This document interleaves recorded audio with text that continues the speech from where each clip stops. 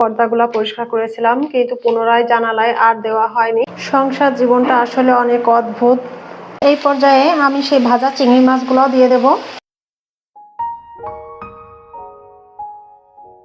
গত পরশুদিন সকালে পর্দাগুলো পরিষ্কার করেছিলাম, কিন্তু পুনরায় জানালায় আর দেওয়া হয়নি। আজকে দিয়ে দিচ্ছি।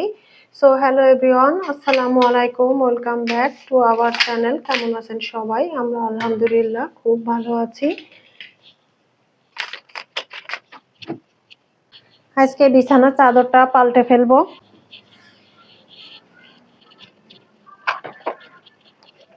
আমি বিছানাটা একটু রেডি করি, তারপর তুমি এসো। হ্যাঁ, উঠে গেছো? আসো। এখনো বিছানা রেডি হয়নি বাবা, আমি একটু রেডি করি। তাহলে আমি চলে যাচ্ছি। এই যে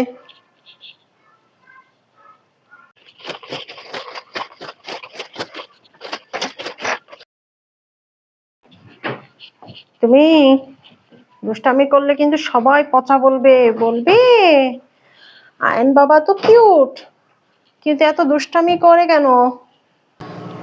আপনাদের ভাইয়া অফিসে যাওয়ার আগে এই যে 3 বোতল দুধ কিনে দিয়ে গেছে ছেলের জন্য। আয়ন বাবা রাতে দুধ খায়, আর এখানে একটা দোকানে নাকি খাঁটি গরুর দুধ পাওয়া যায়, তো সেখান থেকে আনছে। একবার খাওয়ানো হয়েছে, মনে তো হচ্ছে যে দুধগুলো ভালোই, খারাপ না। ঢাকা শহরে আসলে খাঁটি গরুর দুধ পাওয়া যায় না, তো তারপরও এখানে যা পাওয়া যায় সেটা দিয়েই আমাদের চলতে হয়। ডাইনিং রুমের এই জানালার পর্দা আজকে আমি খুলে নিয়েছি। অনেক বেশি ময়লা হয়ে গেছে পর্দা আর জানালা, দেখেন ঝুল পড়ে গেছে। আজকে আমি এই জানালাটা পরিষ্কার করে ফেলবো, আর এটা আমি অফ ক্যামেরাতে করে ফেলবো। অন ক্যামেরাতে আসলে কাজ করে এগোনো যায় না, তো এটা আমি অফ ক্যামেরাতেই করে নেব। কিচেন এবং কিচেনের আশপাশে যত জিনিস থাকে সব কিছু কেমন যেন আঠা আর চিটচিটে ভাব হয়ে যায়। যতই পরিষ্কার করি না কেন 2 দিন পর পর মনে হয় যে নোংরা হয়ে গেছে।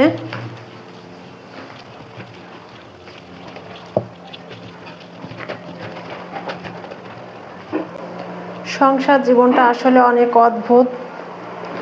কাজ শেষই হতে চায় না। যতই কাজ করি না কেন মনে হয় যে না, এই কাজটা তো শেষ হয়নি, ওই কাজটা করতে হবে। মানে এরকমটা হতেই থাকে। প্রতিদিন চিন্তা করি কালকে এই কাজ করব।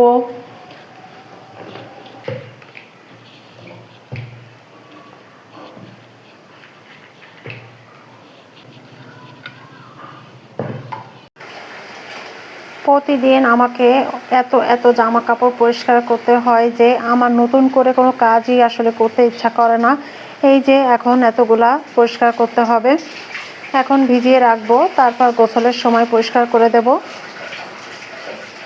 এখানে আমাদের বস পানি নিয়ে খেলা করতে চলে আসছে। সে এখন সুযোগ খোঁজে কখন এখানে এসে পানি নিয়ে খেলা করবে। তাকে এই সময় যদি একটু বকা দিই সে উল্টা রাগ দেখায়। আসলে বাচ্চারা পানি নিয়ে খেলা করতে খুব পছন্দ করে। আমি অনেক বাচ্চাদের দেখেছি পানির প্রতি ওদের আকর্ষণটা একটু বেশিই থাকে। এই যে তাকে নিতে যাচ্ছি আর সে কিন্তু অনেক রেগে যাচ্ছিল। আজকে রাতে বাঁধাকপি ভাজি করব চিংড়ি মাছ দিয়ে। এখানে আমি বাঁধাকপিটাকে কুচিয়ে আলু দিয়ে সিদ্ধ করে নিচ্ছি।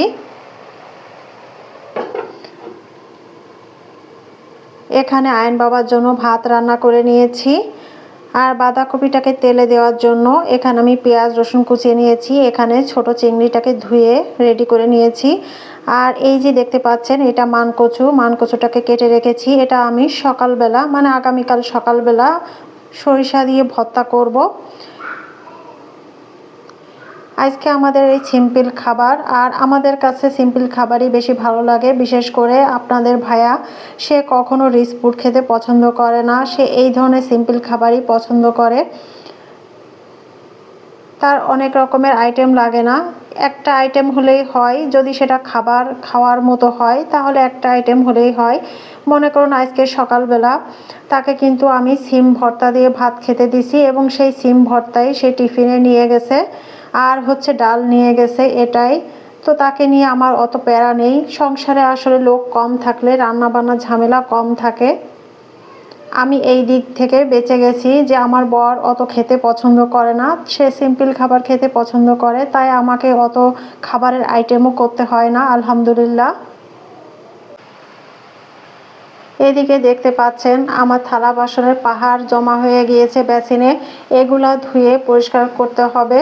সকালে একবার এতগুলা পরিষ্কার করেছি, কিন্তু সকাল থেকে আবার এই সন্ধ্যা পর্যন্ত জমা হয়ে গেছে। আমার কেন জানি অনেক বেশি ধোয়াধুয়ি হয়।